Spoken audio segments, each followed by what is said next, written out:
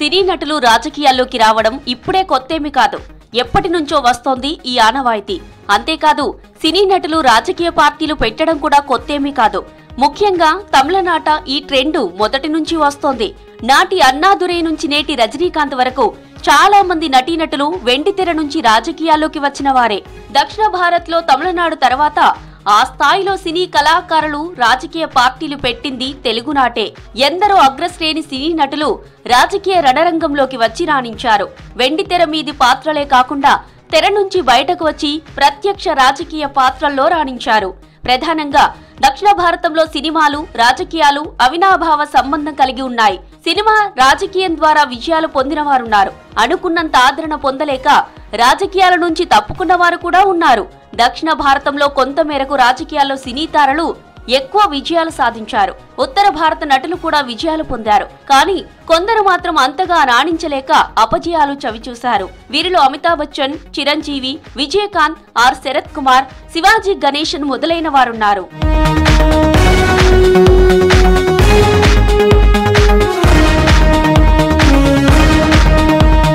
ఇప్పుడు లోక్సభ ఎన్నికల వేళ పలువురు సినీ తారలు తమ అదృష్టాన్ని పరీక్షించుకుంటున్నారు. పలువురు నటీనటులు వివిధ రాజకీయ పార్టీల్లో చేరి టికెట్లు తెచ్చుకున్నారు.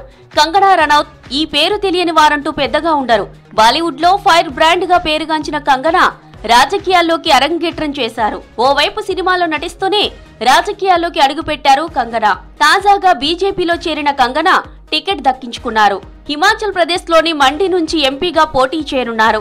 బీజేపీ పార్టీ తనకు మండి లోక్సభ ఎంపీ టికెట్ ఇవ్వడం తాను గౌరవంగా భావిస్తున్నానని, పార్టీ హైకమాండ్ నిర్ణయానికి కట్టుబడి ఉంటానని చెప్పారు. తన సొంత ప్రజలకు సేవ చేసే అవకాశం వస్తే అంతకన్నా సంతోషం ఇంకేమీ ఉండదంటున్నారు. తాను ఎన్నో సవాళ్లు ఎదుర్కొని ఈ స్థాయికి వచ్చానని, ప్రజలకు ఎప్పటికీ అందుబాటులో ఉంటానని హామీ ఇచ్చారు.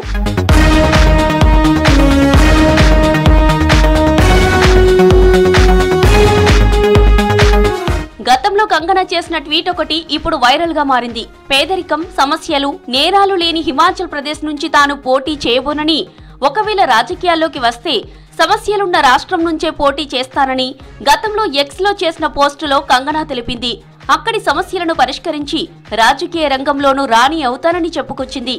అయితే మండి నుంచి పోటీ చేయనున్న పాత ట్వీట్ ను చూపిస్తూ తాజా ప్రకటనపై కొందరు కంగనాను సోషల్ మీడియాలో తెగ ట్రోల్ చేస్తున్నారు.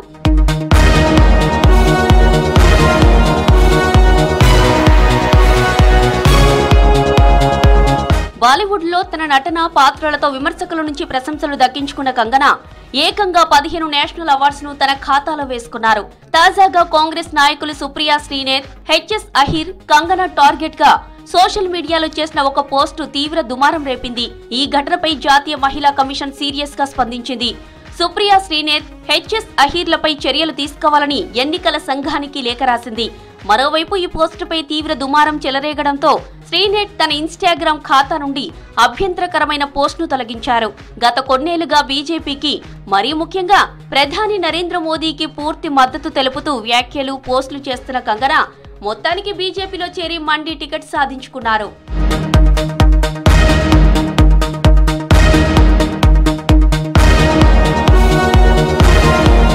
అందరూ ఊహించిందే నిజమైంది. ఈ మధ్య బాలీవుడ్ నటుడు గోవింద మహారాష్ట్ర సీఎం శివసేన సింధే వర్గం నేత ఏక్నాథ్ సింధేతో ప్రత్యేకంగా సమావేశమయ్యారు. దీంతో గోవింద మళ్లీ రాజకీయాల్లోకి వచ్చే అవకాశం ఉందని అప్పుడే ఊహాగానాలు వినిపించాయి. నేడు వాటిని నిజం చేస్తూ గోవింద సింధే పార్టీలో చేరి శివసేన కండువా కప్పుకున్నారు. ముంబై నార్త్ వెస్ట్ స్థానం నుంచి శివసేన తరపున ఎంపీగా గోవింద బరిలోకి దిగనున్నారు. అక్కడి నుంచి ప్రతిపక్ష కూటమిలో భాగంగా ఉద్ధవ్ వర్గం శివసేన నుంచి అమోల్ కీర్తికర్ పోటీ చేస్తున్నారు. తాను మళ్లీ రాజకీయాల్లోకి వస్తానని ఎప్పుడూ అనుకోలేదని చెప్పారు. దాదాపు 14 ఏళ్ల సుదీర్ఘ వనవాసం తర్వాత పాలిటిక్స్ లోకి మళ్లీ ఎంట్రీ ఇచ్చారన్నారు. 2004 లోక్సభ ఎన్నికల్లో గోవింద ముంబై నార్త్ నియోజకవర్గం నుంచి కాంగ్రెస్ పార్టీ తరపున పోటీ చేసి విజయం సాధించారు. ఆ ఎన్నికల్లో బీజేపీ సీనియర్ నాయకుడు రామ్ నాయక్ ను ఓడించారు. ఆ తర్వాత కాంగ్రెస్ కు, రాజకీయాలకు ఆయన దూరంగా ఉన్నారు. సినిమాలో నటిస్తూ బిజీగా మారిపోయారు. 2009 సహా తర్వాత ఎన్నికల్లో ఆయన పోటీ చేయలేదు. తాజాగా మరోసారి ఎన్నికల బరిలో నిలిచారు. మొత్తంగా 90వ దశకంలో స్టార్ హీరోగా బాలీవుడ్ సినిమా ఇండస్ట్రీలో ఓ వెలుగు పేరు తెచ్చుకున్న గోవింద చాలా ఏళ్లుగా రాజకీయాలకు దూరంగా ఉండి ఇప్పుడు ఆయన మళ్లీ క్రియాశీల రాజకీయాల్లోకి వచ్చారు. ప్రజలకు సేవ చేసేందుకు రాజకీయాల్లోకి రీ ఎంట్రీ ఇచ్చానని స్పష్టం చేశారు. గోవిందాకు మంచి ఫ్యాన్ ఫాలోయింగ్ ఉంది.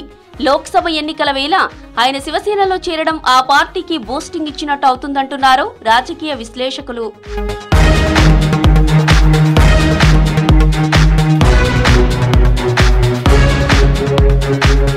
సినిమాల నుంచి రాజకీయాల్లోకి వచ్చిన నవనీత్ కౌర్ రాణా గత ఎన్నికల్లో మహారాష్ట్రలోని అమరావతి నుంచి స్వతంత్ర అభ్యర్థిగా పోటీ చేశారు.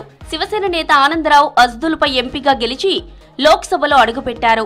అంతకుముందు 2014లో ఎన్సీపీ టికెట్పై లోక్సభ ఎంపీగా పోటీ చేసి ఓడిపోయారు. తాజాగా నవనీత్ కౌర్ తన భర్త ఎమ్మెల్యే రవితో కలిసి బీజేపీలో చేరారు. మరోసారి అమరావతి నుంచి బీజేపీ టికెట్ పై పోటీ చేస్తున్నారు నవనీత్ కౌర్. ఈసారి మహారాష్ట్రలో అజిత్ పవార్ నేతృత్వంలోని ఎన్సీపీ, ఏక్నాథ్ సింధే నేతృత్వంలోని శివసేనతో కలిసి బీజేపీ పోటీ చేస్తోంది.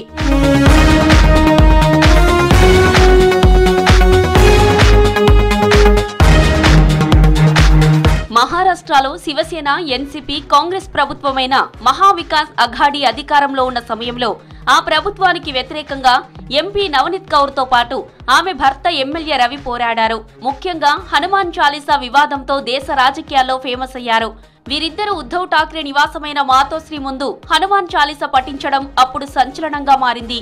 శివసేన కార్యకర్తల బెదిరింపులకు, ప్రభుత్వ బెదిరింపులకు తట్టుకొని ఎంవీఏ ప్రభుత్వానికి నిరసన తెలిపారు. ఉద్ధవ్ ఠాక్రే ఎక్కడి నుంచి పోటీ చేసినా ఓడిస్తానని నవనీత్ ఛాలెంజ్ చేశారు.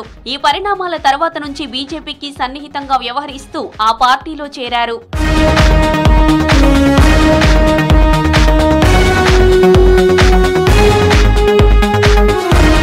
ఇక కుల ధృవీకరణ పత్రాన్ని రద్దు చేస్తూ బాంబే హైకోర్టు ఇచ్చిన తీర్పును సవాల్ చేస్తూ నవనీత్ రాణా వేసిన పిటిషన్పై గత నెలలో సుప్రీంకోర్టు తన తీర్పును రిజర్వ్ చేసింది. నవనీత్ రాణా ఎస్సీ కాదని, తప్పుడు ధృవీకరణ పత్రాలతో అమరావతి రిజర్వుడ్ స్థానం నుంచి గెలుపొందారని బాంబే హైకోర్టు పేర్కొంది. నవనీత్ కి 2 లక్షల జరిమానా కూడా విధించింది.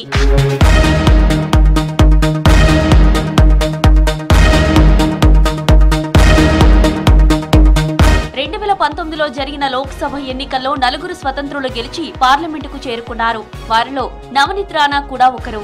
అమరావతి స్థానం నుంచి స్వతంత్ర అభ్యర్థిగా పోటీ చేసిన నవనీత్ 36,951 ఓట్ల తేడాతో గెలుపొందారు. రాజకీయాల్లోకి రాకముందు నవనీత్ మోడలింగ్ లో తన కెరియర్ ప్రారంభించారు. తెలుగు, మలయాళం, కన్నడ చిత్రాలలో నటించారు. నవనీత్ కౌర్ టాలీవుడ్ లో Yamadonga, good bye, roommates, Seenu Vasanthi Lakshmi, Maharathi, Jabilamma లాంటి చిత్రాల్లో నటించారు.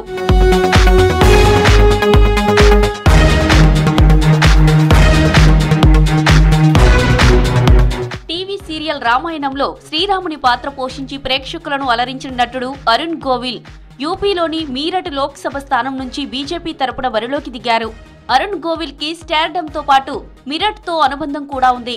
అరుణ్ గోవిల్ మీరట్ కాంట్ లో 1958 జనవరి 12న జన్మించారు. అరుణ్ ను ప్రభుత్వ ఉద్యోగిగా చూడాలని అతని తండ్రి చంద్రప్రకాష్ గోవిల్ భావించారు.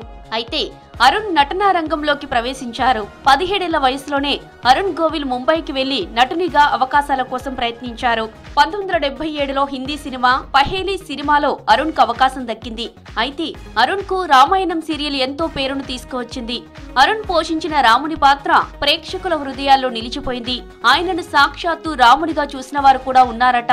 రామాయణం తర్వాత అరుణ్ గోవిల్ టీవీ ఇండస్ట్రీలో యాక్టివ్ గా మారారు. పలు పౌరాణిక సీరియల్స్ లో నటించారు.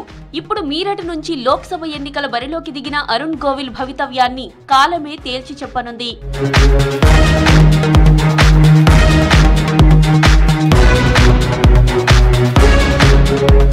రాధికా శరత్ కుమార్ గురించి ప్రత్యేకంగా చెప్పక్కర్లేదు. తెలుగు, తమిళం, మలయాళం, కన్నడ తదితర సినిమాల్లో నటించారు. టాలీవుడ్ లో అగ్ర హీరోల సరసన హీరోయిన్ గా యాక్ట్ చేశారు.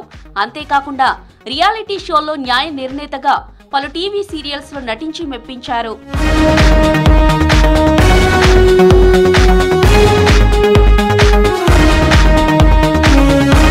సీనియర్ నటి రాధికా శరత్ కుమార్ కు బీజేపీ అధిష్టానం ఎంపీ టికెట్ ఇచ్చింది.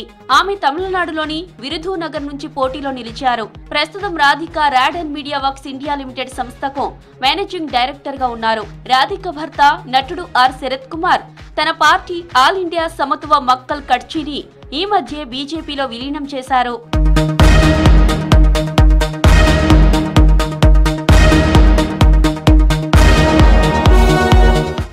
క్రమంగా ఈసారి పలువురు నటీనటులు లోక్సభ ఎలక్షన్స్ లో పోటీ చేసి తమ సత్తా చాటనున్నారు.